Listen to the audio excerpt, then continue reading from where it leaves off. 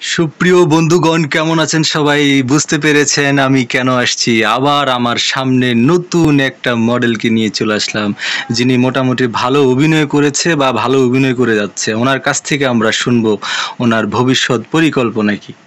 জি আপু, কেমন আছেন? আলহামদুলিল্লাহ ভালো। আপনার হ্যাঁ, আমরা ভালো আছি, সবাই ভালো আছি।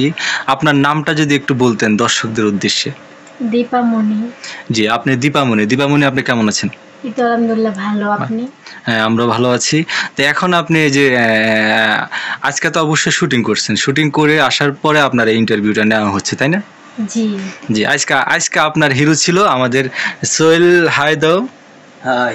কি অবস্থা? আজকে শুটিং করে কেমন লাগলো তোমার? খুব ভালো লাগছে। খুব ভালো লাগছে। যে তোমার আর্টিস্ট, তোমার নায়িকা যে তোমার সাথে কো আর্টিস্ট হিসাবে কাজ করছে, তাকে পেয়ে তোমার কেমন লাগছে? খুব ভালো লাগছে। তার সাথে কাজ করে কেমন লাগছে? কাজ করে অনেক ভালো লাগছে। অনেক ভালো লাগছে। অনেক ভালো লাগছে। অনেক মানে খুব মানে ডায়লগ সব পারফেক্টলি দিতে পারছে। জি, সবকিছু একদম পারফেক্টলি দিতে পারছে। তো আপনার শোলের সাথে কাজ করে কেমন লাগলো?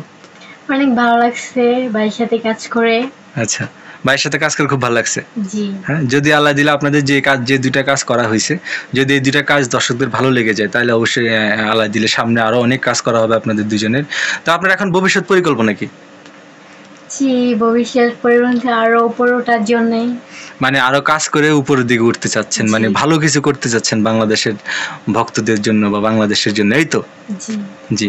তা আপনি বাংলা সিনেমা দেখেন? জি, দেখি। এখন আপনাদের এই দুইজনকে নিয়ে, সোহেল তোমাকে নিয়ে যদি এই যে দীপামণির সাথে যদি সিনেমা বানানো হয়, কেমন লাগবে তোমার কাছে? আমার কাছে তো অনেক ভালো লাগবে, কারণ সবাই তো চায় যে ছোট ছোট কাজ করে বড় কিছু হতে। বড় কিছু, রাইট। সুন্দর একটা প্রশ্ন, অ্যান্সার, যে সবাই তো চায় বড় হতে। তো তোমারও সেই স্বপ্ন আছে যে আমি যদি বড় পর্দায় ওরকম সুযোগ পাই, তাহলে আমি ভালো কিছু করব? অবশ্যই তাই এরকম।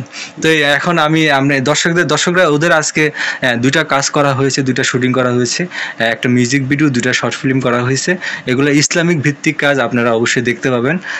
ওদের কাজগুলো যদিও আপনাদের ভালো লেগে যায়, যদি আপনাদের ভালো লেগে থাকে, তাহলে অবশ্যই ওদের জন্য দোয়া করবেন। সোহেল, দর্শকদের উদ্দেশ্যে কিছু বলো।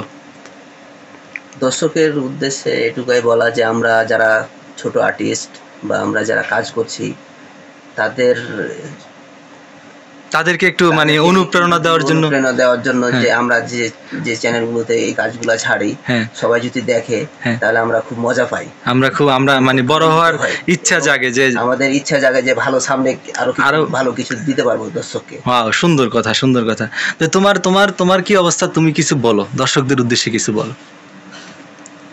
দর্শকদের উদ্দেশ্যে বলো, কিছু একটা বলো, যে দর্শক আপনারা আমার সবাই আমার নাটক দেখেন, সাপোর্ট করেন, পাশে থাকেন, তাহলে নতুন ভিডিও পাইবেন। আচ্ছা, thank you. Like, comment, share করেন।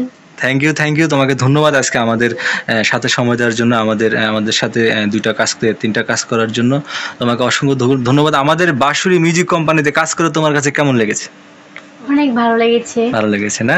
আমরা সামনে আরো কাজ করবো ইনশাল্লাহ। আমাদের আরো ভালো ভালো কিছু, আমরা এখন যে কাজগুলো করে নিয়ে আসছি আজকে, ওই কাজগুলো হলো আমাদের রোজা নিয়ে, ঈদ নিয়ে, তারপরে এরকম ক্যারেক্টার ছিল ওদের দুজনেরই। এই হলো তোমার এই যে কাজগুলো যে আজকে করছো, গল্পগুলো তোমার কেমন লেগেছে? গল্পগুলো মাশাআল্লাহ খুবই ভালো, কারণ রমজান মাস উপলক্ষে যে রমজান মাসে যে কাজটা করছি, যে রমজানকে নিয়েই অনেক ভালো লাগছে না? থ্যাংক ইউ তোমাদের দুজনকে। একজন নায়িকা আর একজন হলো নায়ক। তো তোমাদের কাছ থেকে আমরা এখন বিদায় নিব, যেহেতু এখন সময় খুবই কমে গেছে। তোমাদের দুজনকেই ধন্যবাদ। আবার অবশ্যই দেখা হবে বন্ধুরা, অন্য কোনো আর্টিস্টকে নিয়ে বা অন্য কোনো কাজ নিয়ে। ধন্যবাদ। আপনাদেরকে ধন্যবাদ।